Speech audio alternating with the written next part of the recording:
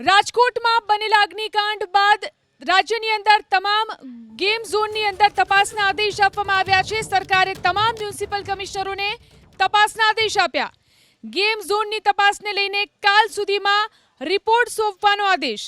કાલે બપોરે 12 વાગ્યા સુધીમાં રિપોર્ટ સોંપવા માટે આદેશ કરાયો। આજે રાજ્યના અલગ અલગ ગેમ ઝોનની અંદર તપાસ કરવામાં આવી। વિગતો સાથેનો રિપોર્ટ શહેરી વિકાસ વિભાગને સોંપવાનો આદેશ કરાયો। હાઈકોર્ટમાં જવાબ રજૂ કરવા તે પહેલા જ આ વિભાગોની સમીક્ષા કરવામાં આવશે। તો તમામને રિપોર્ટ શહેરી વિકાસ વિભાગને સોંપવાનો આદેશ કરવામાં આવ્યો છે। સરકારે તમામ મ્યુનિસિપલ કમિશનરોને આદેશ કર્યો છે।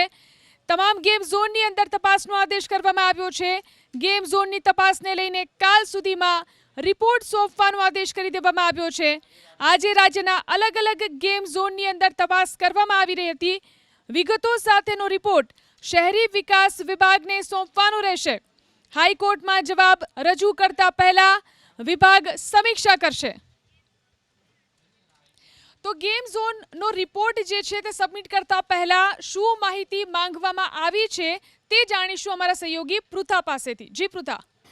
જી ઝીલન, તો અલગ અલગ માહિતી માંગવામાં આવી છે ગેમ ઝોન અંગે। રાજ્ય સરકારે કઈ માહિતી માંગી છે જો તેના વિશે ધ્યાન આપીએ તો તમારા શહેર અને જિલ્લામાં ગેમ ઝોનની મંજૂરી આપવામાં આવેલી છે કે કેમ તે અંગે પણ વિગત માંગી હતી। ગેમ ઝોનની મંજૂરી વખતે કઈ બાબતોને ધ્યાનમાં રાખવામાં આવી?